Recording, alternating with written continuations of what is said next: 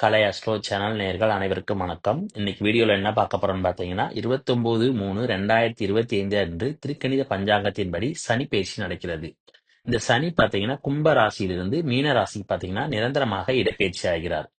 இந்த மீன ராசிக்கு வர்ற சனியினால அனைத்து ராசிகளுக்கும் என்ன விதமான தீய பலன்கள் நடக்குமோ அதுக்குரிய தீர்வுகள் என்ன அப்படிங்கிறத நம்ம இந்த வீடியோல பார்க்க போறோம். ஏன்னா சனியினுடைய பார்வையானது 3, 7, 10 இந்த பார்வையின் மூலமா பார்த்தீங்கன்னா ஒவ்வொரு ராசிக்கும் தீய பலன்கள் நடைபெறுவதற்கான வாய்ப்பு இருக்கிறது. அதே நேரம் சனி இருக்கிற இடத்துலயும் பார்த்தீங்கன்னா சில நேரங்களில் கெடுப்பதற்கான வாய்ப்பும் இருக்கிறது. இதுக்கு எல்லாமே என்ன தீர்வுகள் என்று ஒவ்வொரு ராசிக்கும் நம்ம டீட்டெயிலா பார்க்க போறோம். மீன ராசி நேர்களே, சனியானவர் உங்களுடைய ராசியில் இருக்கிறதுனால தற்போது 7.5 சனியில ஜென்மச்சனியினுடைய பிடியில் இருக்கீங்க. இந்த ஜென்மச்சனியில இருக்கும்போது பாத்தீங்கன்னா சனி உங்களுக்கு பல கஷ்டங்களை தருவதற்கான வாய்ப்பு இருக்கிறது. ஏன்னா சனி பாத்தீங்கன்னா உங்களுடைய ராசிக்கு 12ஆம் இடத்து அதிபதி கூட. அதனால 12ஆம் இடத்து அதிபதி உங்களுடைய ராசியில் இருக்கும்போது பாத்தீங்கன்னா நிறைய கெடு பலன்களை தருவதற்கான வாய்ப்பு இருக்கிறது. இந்த கெடு பலன்கள் எப்படி தப்பிக்கிறது அப்படிங்கறத நம்ம ஒவ்வொரு விஷயமா நம்ம இப்ப பார்ப்போம். சனியானவர் உங்களுடைய ராசியில் இருக்கிறதுனால முடிந்த அளவுக்கு பாத்தீங்கன்னா இந்த ஜென்மச்சனியினுடைய காலத்துல உங்களை பற்றிய நீங்க தற்பெருமைகளை அதிகமாக மற்றவர்களிடம் நீங்க பேசக்கூடாது.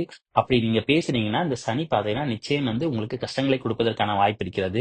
அதனால முடிந்த அளவுக்கு உங்களை பற்றின தற்பெருமைகளை பேசாமல் இருந்தால் சனி கொடுக்கக்கூடிய கஷ்டங்கள்ல இருந்து நீங்க விடுபடலாம். இந்த சனியினுடைய பார்வை பாத்தீங்கன்னா 3ஆம் இடத்துல விழுவுறதுனால முடிந்த அளவுக்கு பாத்தீங்கன்னா நீங்க இதை செய்யற செயல்கள்ல பாத்தீங்கன்னா நிதானத்தோடு செய்தால் நிச்சயம் வெற்றிகள் என்பது உங்களுக்கு கிடைக்கும். ஏன்னா சனியினுடைய பார்வை 3ஆம் இடத்துல இருக்கிறதுனால நீங்க எந்த ஒரு விஷயத்தையுமே பாத்தீங்கன்னா எடுத்தோம் கவுத்தோங்கிற மாதிரி செய்யக்கூடிய காரியத்தை இவர் தூண்டுவார். அதனால முடிந்த அளவுக்கு நீங்க செய்யற விஷயங்களை நிதானத்தோடு பொறுமையாகவும் நீங்க செய்தால் வெற்றிகள் உங்களுக்கு நிச்சயம் கிடைக்கும். அதோடு 3ஆம் இடம் பாத்தீங்கன்னா இளைய சகோதர சகோதரியை குறிக்கக்கூடிய இடம். ஆகையால முடிந்த அளவுக்கு அவங்க கிட்ட சண்டை சச்சரவுகள் என்பது வைத்துக் கொள்ளாமல் இருப்பது நல்லது. அவங்க கிட்ட முடிந்த அளவுக்கு அனுசரித்து சென்றால் சனியினுடைய பிடியிலிருந்து நீங்கள் விடுபடலாம். அப்புறம் அரசு சம்பந்தமான எந்த ஒரு காரியத்தையும் பாத்தீங்கன்னா இந்த சமயத்துல செய்யக்கூடாது. அரசு சம்பந்தமான ஏதாவது ஒரு உதவி தேவைப்படுது அப்படிங்கிறது பாத்தீங்கன்னா முடிந்த அளவுக்கு நேர்மையாக செல்வது நல்லது. அதனால நீங்க நேர்மையாக சென்றால் முடிந்த அளவுக்கு அரசு சம்பந்தமான காரியங்கள்ல உங்களுக்கு ஏற்படக்கூடிய பிரச்சனைகள் இருந்து நீங்கள் விடுபட முடியும். இந்த நேரத்துல முடிந்த அளவுக்கு பாத்தீங்கன்னா உங்களுடைய நண்பர்களிடமோ அல்லது உறவினர்களிடமோ உதவி என்பது கேட்காமல் இருப்பது நல்லது. உங்களுடைய தேவைகளை முடிந்தவரை நீங்களே பூர்த்தி செய்யறதுக்கு பழகிக்கோங்க.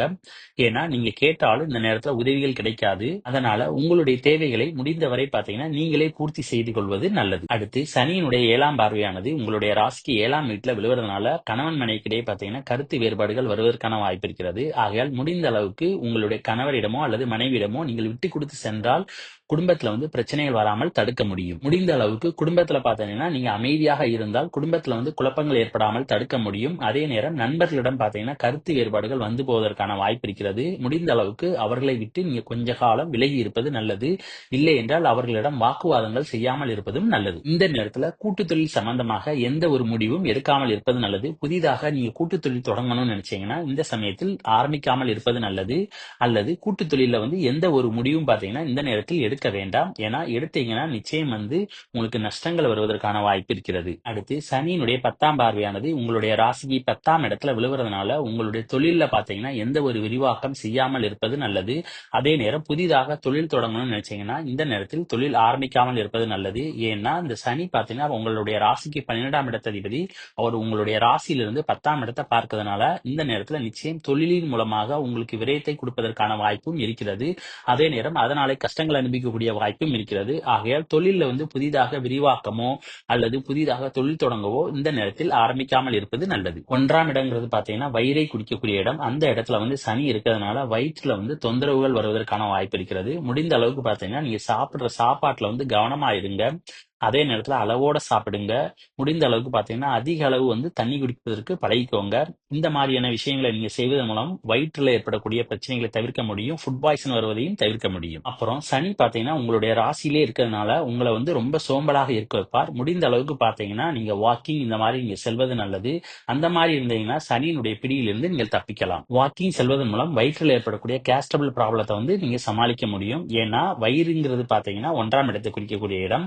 அதனால அதனால அந்த இடத்துல சனி இருக்கிறதுனால உங்களுக்கு வந்து வாயு தொல்லை வருவதற்கான வாய்ப்பு இருக்கிறது. ஆகையால் முடிந்த அளவுக்கு வாக்கிங் இந்த மாதிரி நீங்க போயிட்டு வந்தீங்கன்னா உங்களுக்கு வாயு தொல்லை ஏற்படாமல் காக்க முடியும். அப்புறம் 3ஆம் இடம் பார்த்தீங்கன்னா வேலை வாங்கக்கூடிய இடம். அதனால முடிந்த அளவுக்கு உங்களுக்கு கீழே வேலை பார்க்குறவங்ககிட்ட வந்து நீங்க கட் அண்ட் ரைட்டா பேசாம இருப்பது நல்லது. ஏன்னா நீங்க கட் அண்ட் ரைட்டா பேசுனீங்கன்னா அவங்க உங்களுடைய தொழிலை விட்டோ அல்லது உங்ககிட்ட வேலை பார்க்கறத விட்டோ வந்து வெளியில் போறதுக்கு வாய்ப்பு இருக்கிறது.